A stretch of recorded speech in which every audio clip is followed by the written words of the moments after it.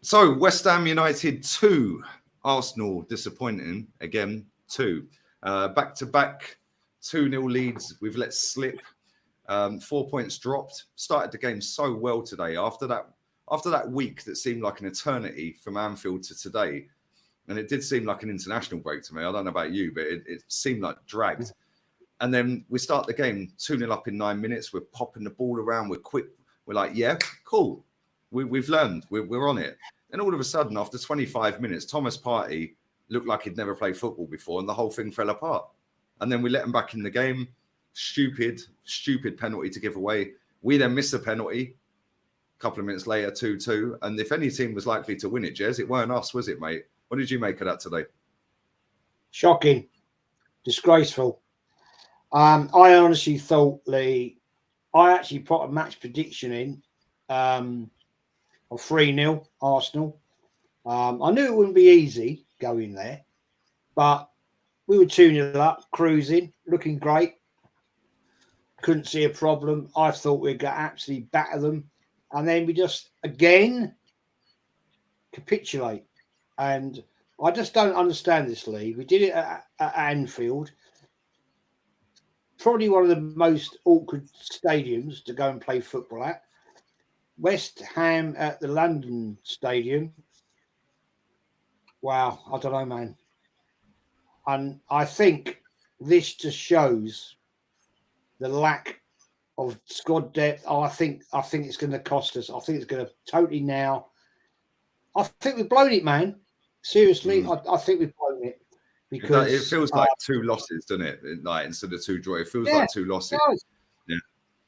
It does. We've I'm sorry people are going to disagree with me, but I've been here, seen it and done it. You have, Lee. And the fact is that you're 2-0 up away from home.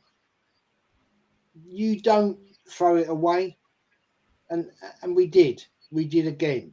And how many times? I want somebody to answer this question for me if they can. Yeah. How many times, not just at Manchester City, but if there's somebody could break it down at Manchester City, Bayern Munich and Barcelona, how many times has Pep Guardiola been 2 goals clear in back-to-back games? Maybe not 2-0, but 3-1 or 4-2 or something like that, or even 2-0, but in back-to-back games by 2 clear goals in back-to-back games and not won them. I bet at most that has only ever happened once in his career. At most. And I'd imagine it's never happened.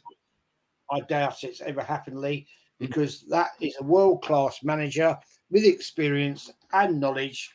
And we've got next Friday, Southampton, right, which we should absolutely batter the crap out of. Yeah? Yeah? It concerns me. And then we've got Manchester City away at the Etihad. Game of Where they've won season. 11 straight games, by the way, in all competitions. I think they've scored 50 odd goals in them games. Yeah, I've been watching. I was on a stream, 2 streams before I came on your stream here, and there's people still giving it the big one. I mean, are these people absolutely got a brain? But where do you, like you said about squad depth a minute ago, yeah? Like, and I do agree with you, right? Because I said, and I've been having abuse all week off of idiots, yeah, saying, oh, yeah, what do you mean heads need to roll if we don't win the league? Right? But for me, like, and I said this to a friend of mine last night, and I said to him, it was about when Mikel Arteta was asked about Saka and Martinelli, are they amongst Europe's elite? And he said, no, they have to win. Yeah, and then when they win, they need to win again. Then when they win again, they need to win again and again and again and again. Right? So I said to my friend last night, I said, is this Mikel Arteta is actually making a statement here? Because from January onwards, right, he wanted Caicedo. I think we all know he wanted Caicedo. Yeah. He's not in control of the money. He's not in control of the bidding process. He's not in control of the negotiations. That's down to Edu and the club, yeah? Right, Tim Lewis and all the other idiots, Garlic, yeah? But he's obviously identified, I want this guy who, let's be real, is a younger version of Thomas Partey, which slots straight in, right? He's doing it at Brighton, fantastic young player, right? We end up serving him up Jorginho, and yes, he may like Jorginho, but he didn't like him that much because he didn't bring him on at Anfield, And this guy's got more experience and why we signed him than Kivior that we brought on at Anfield. Right? So do you think, and I said this to my friend, do you think that he's having a snide dig at the club, right? By saying you have to keep winning and winning and winning. Yeah. Do you like, obviously, for me, I think he does get it. Listen, you don't sit next to Pep for that long if you ain't got the mentality of winner. Yeah, because he'll just kick you out. Yeah, we've seen that with many players across the years. Yeah, but do you think he's growing a little bit frustrated? Like, because having said that, his subs have been shocking. We'll come to that in a bit. But do you think that he's probably sitting there thinking, look, I've got us top of the table. We're 8 points clear, and they serve me up Jorginho and Kivior. Do you think he really wanted them players? No, I totally agree, Lee. I totally agree with you on that one, which is a shame because what Arteta has tried to achieve this season, we have to say, well done, mate. Well done.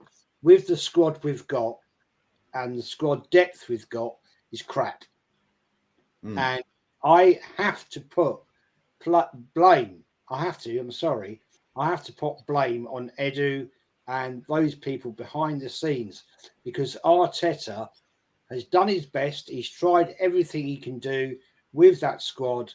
And unfortunately, we're now coming to the time of the season where some of these players, Lee, have to stand up and be counted. And I'm sorry, today they didn't. Partey was crap. Saka that's probably one of the worst performances I've seen of him all season. Seriously, shocking. And Odegaard started very well. Great goal. Well played, mate. But disappeared. And this is not the team that wins Premier Leagues. I'm sorry. When we're nabbing last minute goals against Man United and Bournemouth and teams like that, you get that feeling. Like, and it's not just a react. Like, obviously, you're super excited. Like that Reece Nelson goal. I've said this to you and others. If we win the league, that was a turning point. Yeah. But if we don't win the league, we have to look at why we didn't win the league because we've thrown away 3 cups, Jez. Yeah, right. Bigger fish to fry and all that crap, right? But then you look at, okay, the squad's thin squad and all that crap. I don't go down this age route, because nobody's talking about Erling Haaland's age. He's scored 47 goals. Yeah, but when they have a bad performance, they're young. Yeah, nobody's mentioning their age when they're doing well. So fuck the age, right? So I swore, right? But my point is, it's like you can go down this like route, but Mikel Arteta's also got to take some blame. Yeah, because his substitutes today were a joke. You need a goal and you take JEZ'S off. Why? Saka stunk the place out for 2 games. He was crap at Anfield. Yeah. You then take off Tierney and bring on Fabio, which was weird. Yeah, cool. Martinelli for Reece. That's cool. Reece actually played all right when he came on, but we weren't getting more involved in the game. But then you look at his subs at Anfield. We signed Jorginho for the experience. We brought on Kivior. You look at his subs or lack of subs at Old Trafford. We get back in the game with Saka 1-1. Yeah, and we're like, right, now make some subs.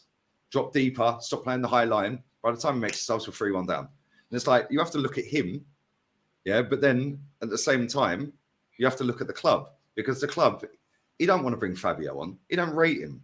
He's realised he ain't that good. Yeah. No.